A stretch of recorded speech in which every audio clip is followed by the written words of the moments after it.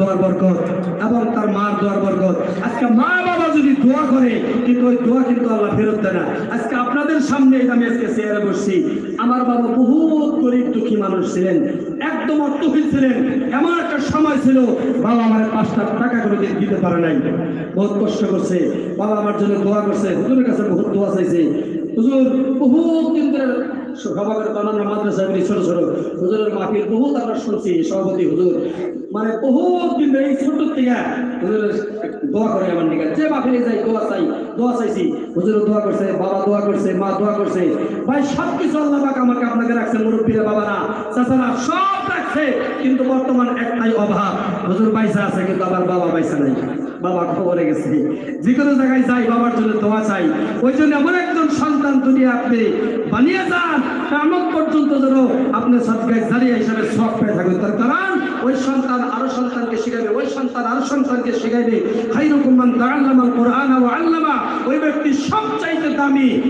আমি এই হাদিসটা আমি প্রথমে মানে এইটা পড়ছিলাম, হাদিসের ভাষা টানছিলাম যে খায়রুকুম মান তাআল্লামাল কুরআনা ওয়া আল্লামা। ওই ব্যক্তি সবচেয়ে পৃথিবীতে দামি মানুষ, আল্লাহর কাছে পছন্দনীয় মানুষ, যে নিজেও ইলম শিখলো, অপরকে ইলম শিক্ষা দিল, নিজেও কোরআন শিখলো, অপরকে কোরআনের শিক্ষা দিল। কিন্তু একটা ভালো লাগছে এই মসজিদে মানে পার্মানেন্ট ইমাম আছেন না, কিন্তু বর্তমান পার্মানেন্ট ইমাম বক্তব্য ইনশাআল্লাহ চালু আছে, মসজিদের 5 ওয়াক্ত জামাত কায়েম আছে। এখন খুব একটা ভালো লাগে, আনন্দ লাগে। তার কারণ যে আপনারা সুন্দর একটা রাস্তা করছেন, প্রত্যেক ঘর ঘর আল্লাহ পাক কোরআন তেলাওয়াতকারী বানাইতেছে, বক্তব্য থেকে কোরআন শিখতেছে। সন্তানদেরকে কোরআন শিখান, বক্তব্যে পাঠান।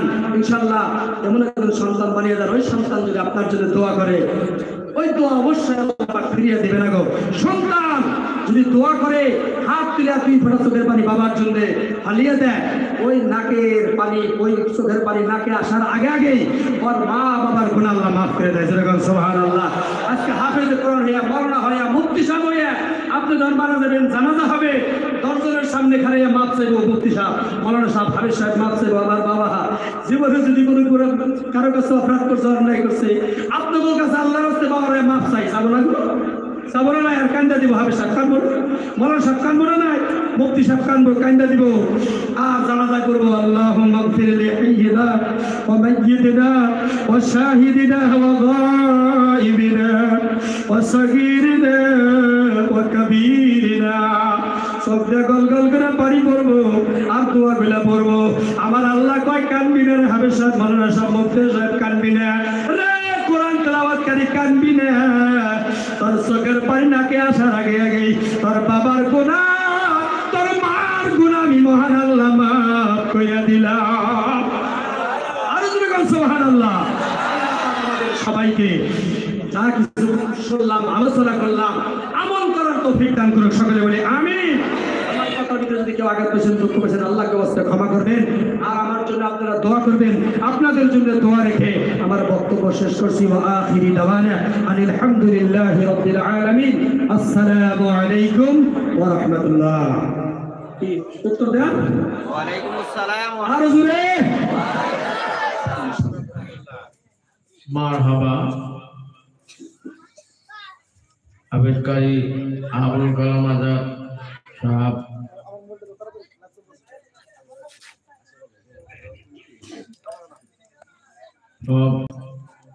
দীর্ঘ সময় আমাদের মঙ্গলের জন্য, আমাদের নাজাতের জন্য অনেক ভালো ভালো কথা বয়ান করলেন।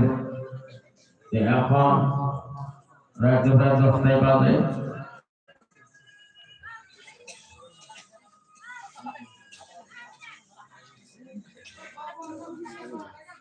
অল্প সময়ের মধ্যে একটা কার্যসূচি আছে, সম্বর্ধনা দিব। আসসালামু আলাইকুম। আমাদের মহল্লার একজন যুবক ভাই আমাদের এই যে মসজিদের উদ্দেশ্য ব্যাখ্যার কথা বলছিলাম, তাদের কষ্টের বিনিময়ে আজকে আমরা এই পবিত্র দিনী জলসা দেওয়ার জন্য আমরা সুযোগ পাইছি।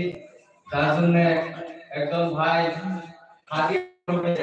আমাদের মহল্লার মুরব্বীদেরকে কি করছে, মানে কি করবো, সম্বর্ধনা দেয়। তার জন্য সর্বপ্রথম কারিয়া দিয়া সাহেবকে সম্বর্ধনা জানাইবো হাফিজ শাহজামান মোল্লা সাহেব। থেকে